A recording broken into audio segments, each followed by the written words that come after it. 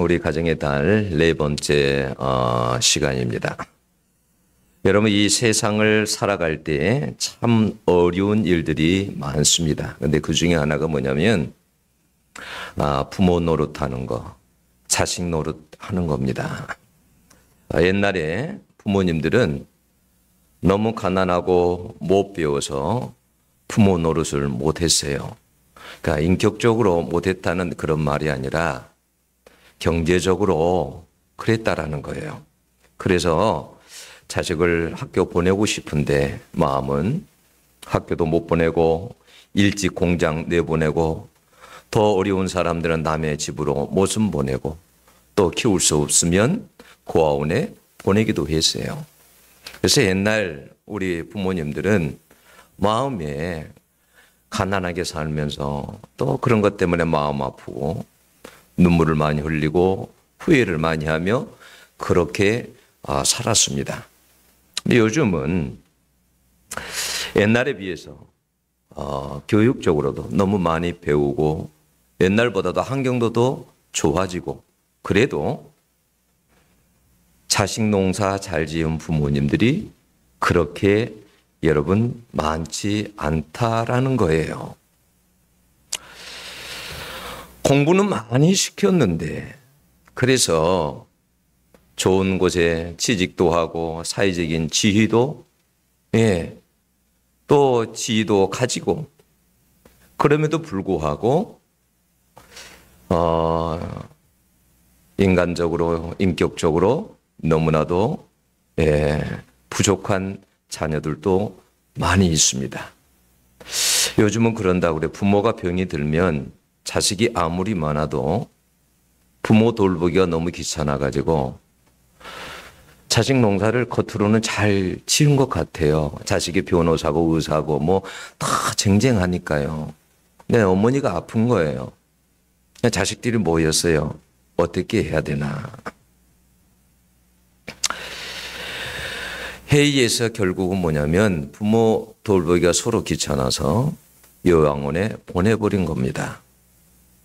그래서 요즘 어른들은 그렇답니다. 아파도 아프다는 말을 하면 안 된대요. 아프다 그러면 요양원에 보내버리니까 아파도 아프다는 말을 못해요.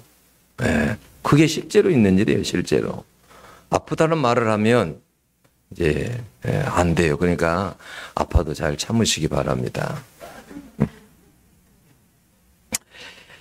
우리가 OECD 회원국 중에서 여러분 노인 자살률이 1위라고 하는 것은 그것이 뭐냐면 자식 노릇 못한다는 증거예요. 여러분 우리 속담에 이런 말 있죠. 굽은 나무가 선산을 지킨다라는 말이 있어요. 그러니까 못생긴 나무가 선산을 지킨다라는 거예요. 좋은 나무들은 다 어떻게 해요? 너무 잘생기고 쭉쭉 뻗어서 잘 팔려간 거죠. 못생긴 나무가 산을 지키고 있는 거예요. 그런 것처럼 오히려 어떻게 보면 못 배운 자식이 더 효도하는 경우가 많습니다. 저 어릴 적 가끔 그 특별한 그 자녀들이 있잖아요. 특별한 자녀들. 제가 어릴 적 마을에 살았을 때 고향이 한 80여 가구가 되었습니다. 80여 가구? 그런데 정말 특별한 자녀 한 분이 있었어요.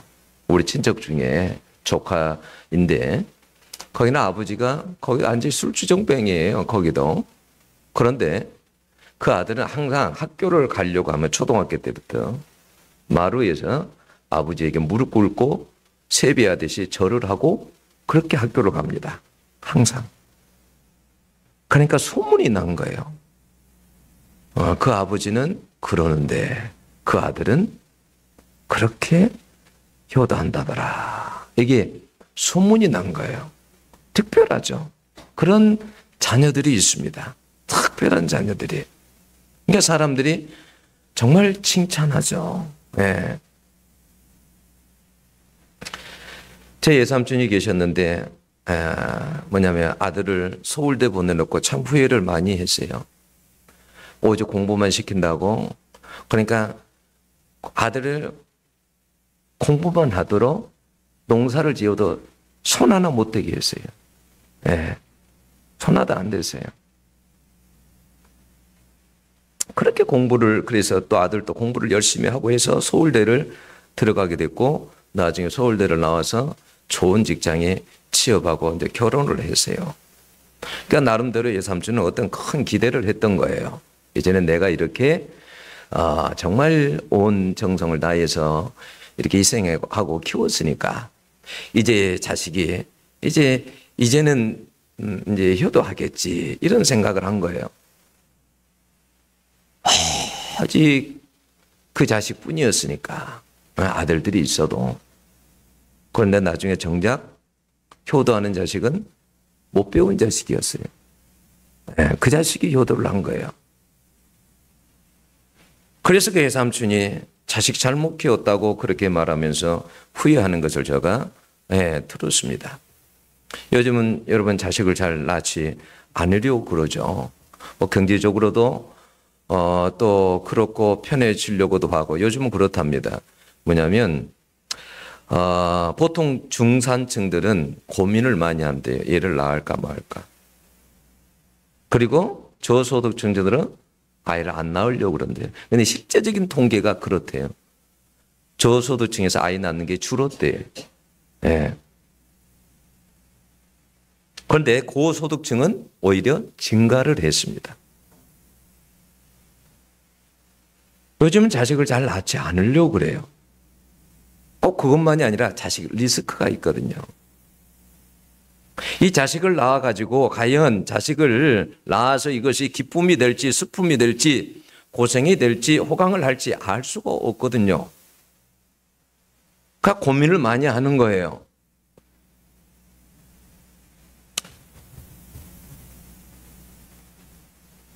자식 낳고 나서 자식 농사가 너무 힘드니까 옛날에는 무자식이 상팔자라는 말이 나온 거잖아요. 오히려 자식이 없는 것이 낫다라는 거죠. 네.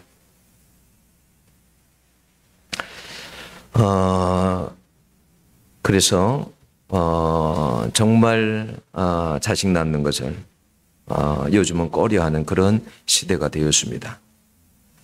또 그런데 부모도 부모 노릇 못하는 경우가 많습니다. 제가 이제 나이가 이제 60 가까이 되다 보니까 제가 자녀이기도 하고 또 부모이기도 한 거예요. 에? 그잖아요. 아이들이 있고 그러니까. 근데 제가 저부터 보면 그런 것 같아요. 부모 노릇도 잘 못하는 것 같고 자식 노릇도 잘 못하는 것 같고, 제가 어머니에게 뭐 가까이 계셔도 제가 용돈 드리는 것도 아니고, 또 가까이 계신다고 제가 자주 찾아뵙는 것도 아니고, 맛있는 음식을 뭐 사드리는 것도 아니고, 기쁨을 주는 것도 아니고 그렇더라고요. 항상 보면 자식 노릇을 못하는 것 같아. 이렇게 보면 제가 딱 하나 잘한 것이 있다고 한다면 어머니 예수 믿게 한 거, 그거 딱 하나 있는 것 같아요. 제가 신학교 들어갈 때 이제 어머니가 믿지 않았거든요. 제가 이제 신학교를 가야 되기 때문에 이때다, 어머니를 이때 교회를 인도하지 않으면 기회가 없겠다 생각이 들어서 어머니에게 막 협박을 했죠. 제가 신학교 들어가는데 제가 나중에 목사가 될 건데 어머니가 안 믿는다. 그러면 제가 어떻게 목회를 하겠습니까? 저는 목회를 못합니다. 그러니까 어머니가 만약에 예수를 믿으려고 교회를 가면 제가 신학교로 가고, 안 그러면 안 가겠습니다.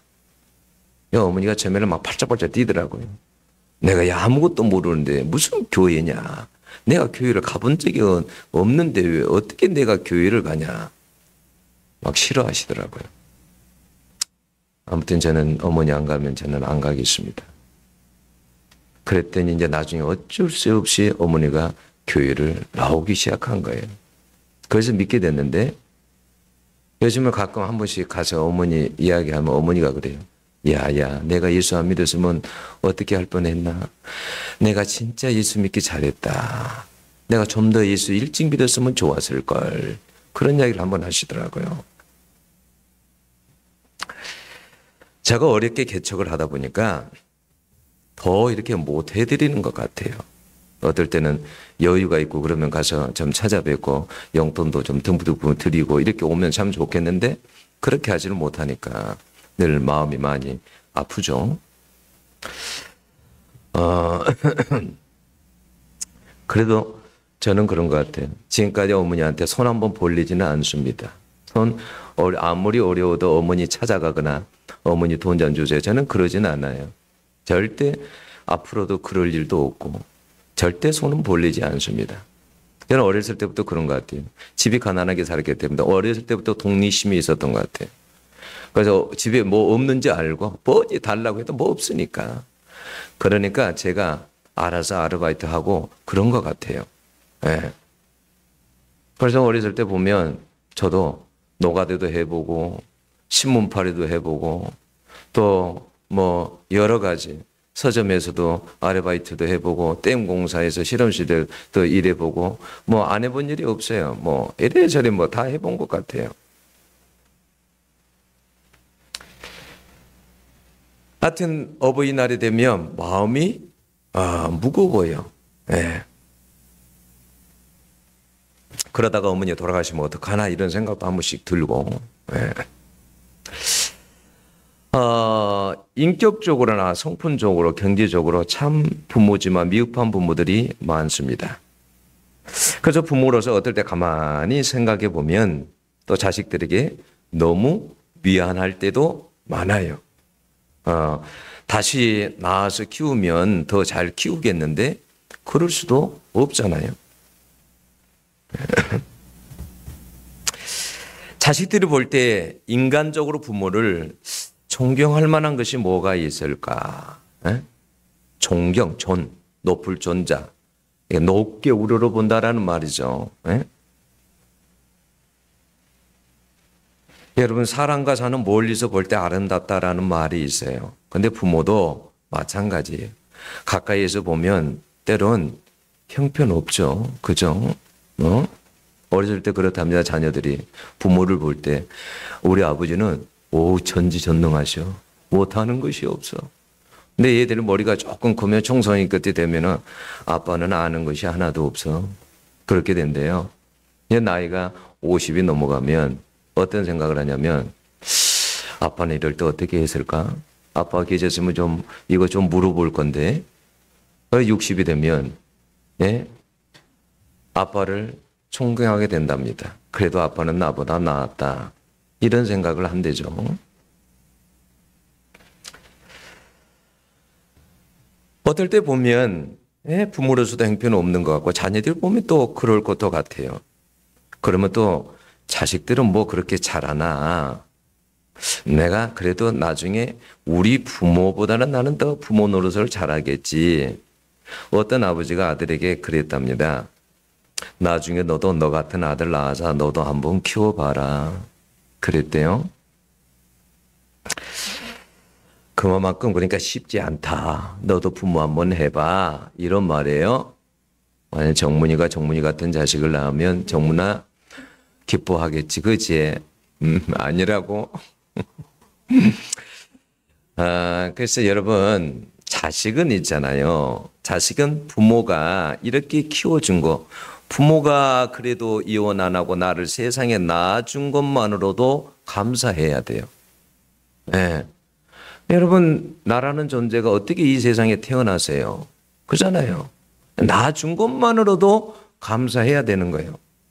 또 여러분 반대로 부모님들은 자식에게 너무 많은 기대를 가지면 안 돼요.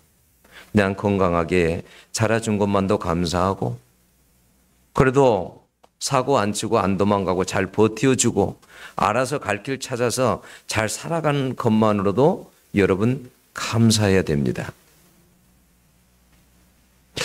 근데 자녀인 우리가 꼭 알아야 될 것이 있는데요. 그게 뭐냐면 부모가 꼭 어떤 자격 조건이 되어서 공경하라는 말 이런 말이 여러분 아니라는 걸 아셔야 돼요.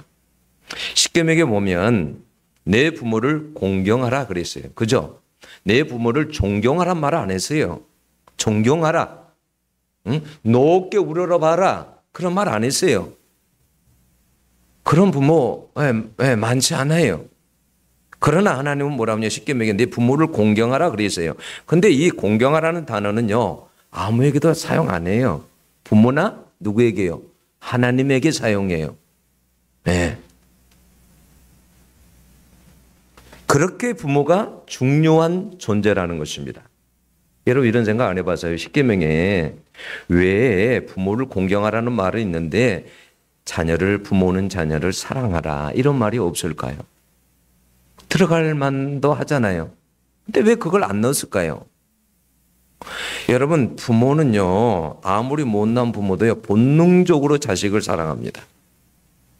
그런데요, 자식은요, 그렇지 않아요. 때로는 부모를요, 함부로 대하고 무시하고 가볍게 여기는 자식들이 많습니다. 난지도에서 계셨던 목사님이 그런 이야기를 하셨어요. 옛날에 난지도에는 가끔 그런 일이 있었답니다. 부모를 난지도에 이렇게 모시고 와가지고 살짝 모르게 빠져나가 버리는 거예요. 버리고 도망가는 거예요. 난지도에다가. 그럼 부모가 못 찾아오니까. 근데 이제 나중에 이제 그걸 알고 경찰이 이제 찾아와서 그 부모에게 물어보는 거예요. 자녀들의 인적 상황을. 그러면 그 부모는 입을 절대 벌리지를 않는데요. 혹시 자녀에게 해가 될까 봐서 입을 벌리지 않는 거예요. 그게 부모예요. 네.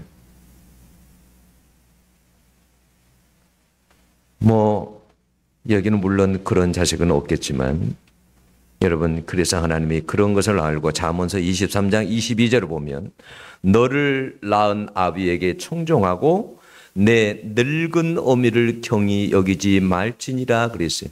늙은 어미를 경히 여기지 말지니라. 젊은 어미가 아니라 늙은 어미. 왜 늙은 어미라고 그랬을까요? 사람은 늙어지면 볼품이 없어져요. 육체적으로. 눈도 어두워져. 머리도 하얘져. 그래서 그렇게 안 보이려고 염색하는 거 아니에요. 응? 그리고 나이가 들고 늙어지면 초라해지고 힘이 왔더니 없어져요. 아는 것도 부족하고. 응?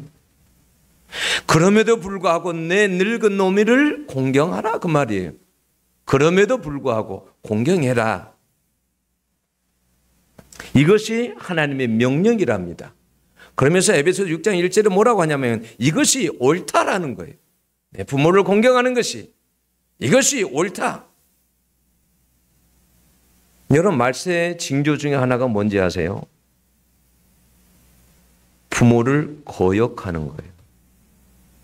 디모데후서 3장 1절에서 2절에 보면 그렇게 나오죠. 말세에 고통하는 때가 이르리니 그렇게 나오죠. 말세에 고통하는 때가 이르면 자기를 사랑하고 돈을 사랑하고 쾌락을 사랑한대요. 그러면서 부모를 거역한대요.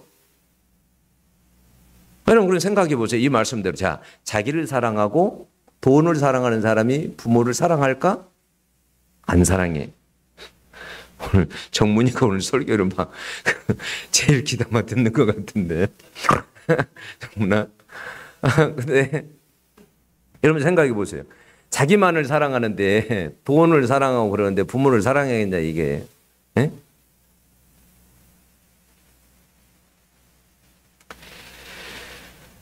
여러분 공경이 사라지면 나라가 망하는 징조. 왜 그러냐면 에스겔서 22장 7절에는 보면 그랬어요. 그들이 너 가운데서 부모를 없인 여겼으며 그래요. 하나님이 그걸 봤다라는 거예요. 그래서 너희들 망하는 거야. 그러니까 영적인 그런 모습만 있어서 망하는 것이 아니라 사회가 총체적으로 부패하고 타락하면 어떤 현상이 일어나냐면 도덕적으로도 타락하게 돼요. 네, 그래서 부모를 거역하는 일은 다반사로 일어나는 일들이라는 거예요. 여러분 신명기 27장 6절에 보면요. 이런 말씀이 있어요. 그의 부모를 경홀히 여기는 자는 저주를 받는다. 또 출애굽기 20장 15절에 보면 자기 아버지나 어머니를 치는 자는 반드시 죽일지니라. 출애굽기 21장 17절에 보면 자기의 아버지나 어머니를 저주하는 자는 반드시 죽일지니라.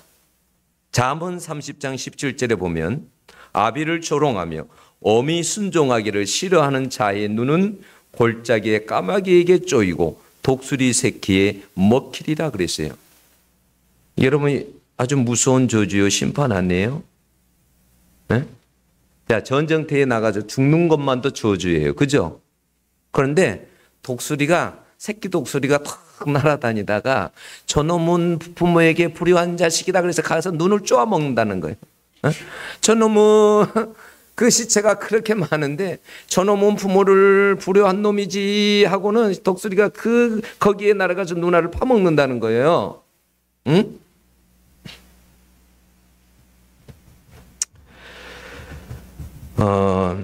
그런데 이런 하나님께서 그러니까 이런 말씀을 왜 하시는가? 그러니까 부모를 하나님께서 얼마나 대단하게 생각하고 소중하게 생각하느냐. 부모는 하나님의 여러분 대리인과 같은 거예요. 이 땅에서. 하나님께서 부모에게 자녀를 일정 부분 맡기신 거예요. 너희들이 나 대신에 이렇게 잘 키워라. 나머지는 내가 키우마. 응? 여러분 그런 말은 없잖아요. 성경에 그런 말이 있어요. 자녀를 경휼히 여기는 자는 저주를 받는다. 응? 그의 자녀를 치는 자는 반드시 죽일지니라. 그런 말들이 있어요? 없어요. 네, 그런 말들은. 네, 그런 부모는 없거든. 자식을 쳐서 죽이기고 하고 가끔 그런 지기종들은 있지. 그러나 일반적인 부모들은 그런 부모는 없어.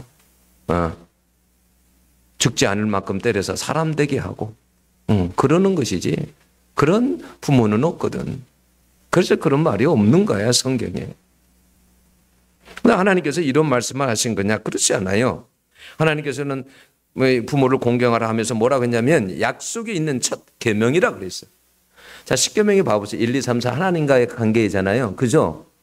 그런데 이제 5계명부터는 부모를 공경하라 그랬잖아요. 이게 하나님께서 이게 약속 있는 사람에게 첫 계명이라는 거예요.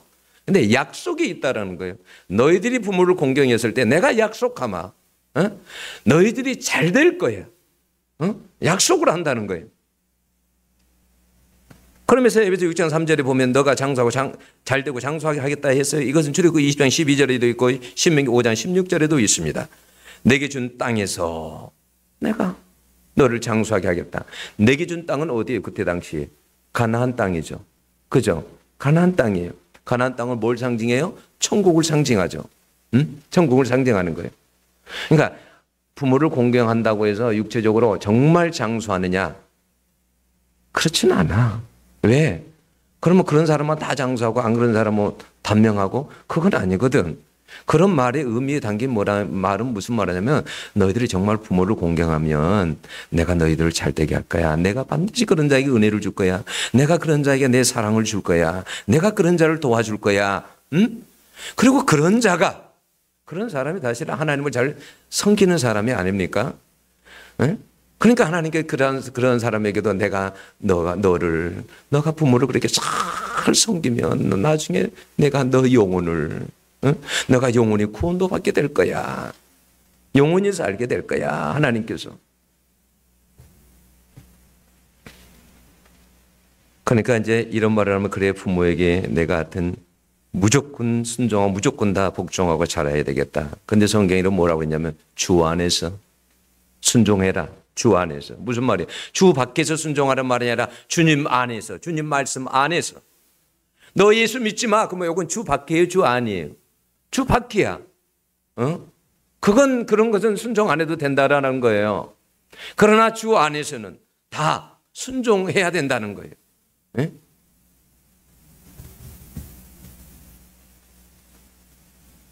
그래서 우리는 주님 안에서 여러분 잘해야 됩니다. 그래서 우리가 할 일은 부모를 공경하고 순종하고 기쁘게 즐겁게 해야 됩니다.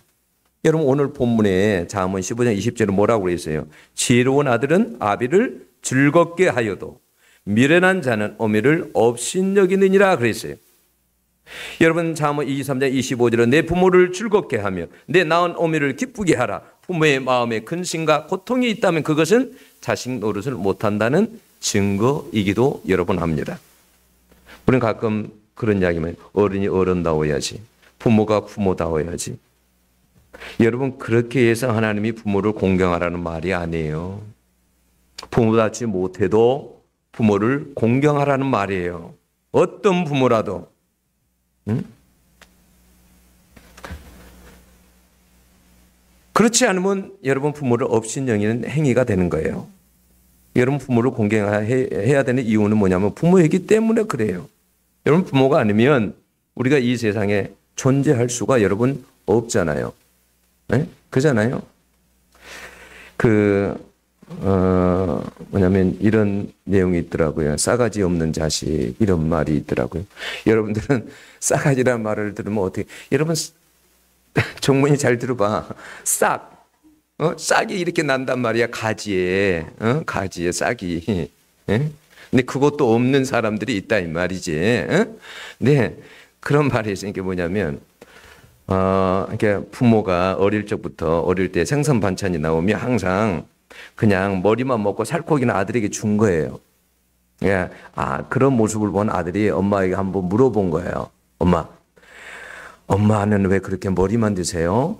어머니가 머리가 너 몰라서 그렇지 머리에 있는 고기들이 이게 진짜 맛있다. 이게 맛있어서 먹는다는 거예요. 아들이 그냥 그런 줄 알고 그렇게 살아온 거예요.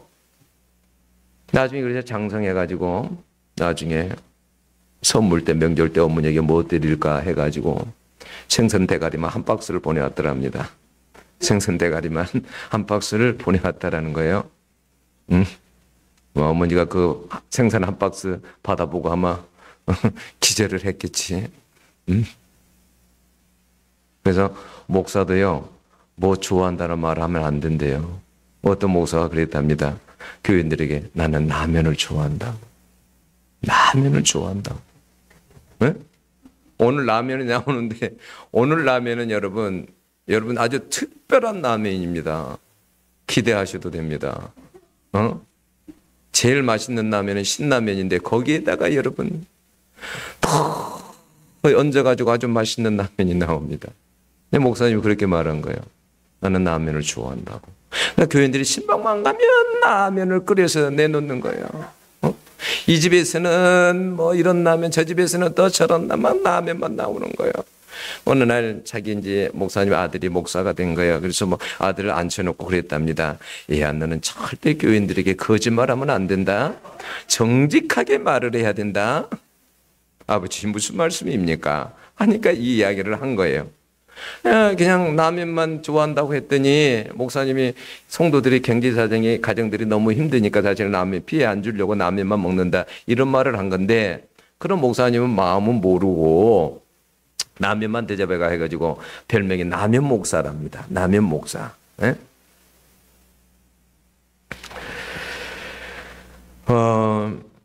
여러분 우리가 이 효라는 말이 사실은 상당히 좀 추상적이잖아요.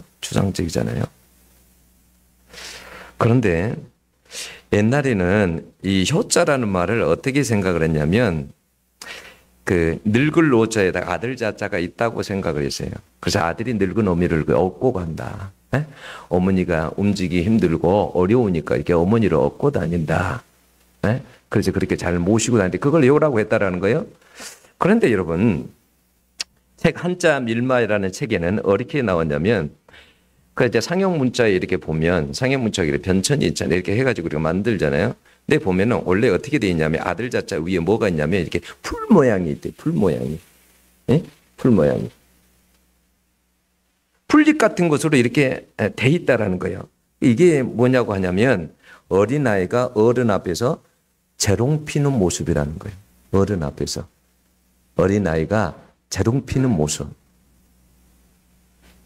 그러니까 어린아이가 머리에다가 꽃잎 장식을 하고 어머니 앞에서 막 재롱 피는 아이의 모습을 효라고 본 거예요. 그래서 여러분 90 먹은 부모님 이런 뭐 무슨 잔치에서도 이렇게 70 먹은 아들이 재롱을 재롱을 부리는 거예요. 자기도 늙었는데 그 아버지 즐겁게 해주려고. 여러분 부모는 어떤 게 부모냐면 어버이 친자가 여러분 잘 알잖아요. 설립자 밑에 나무 목자하고 오른쪽에 볼견자로 돼 있잖아요. 그죠? 그러니까 이게 어떤 거냐면 나무 위에 가가지고 바라보는 거예요. 누가 올 때까지 누구만을 바라보는 거예요. 아들만을 학수 기다리는 거예요. 아들만. 그게 어버이 친자예요. 네? 어버이는 그러니까 항상 누구에게 마음이 가 있다고요? 항상 자식에게 마음이 가 있다라는 거예요. 자식만 바라본다라는 거예요. 근데 요즘은 여러분,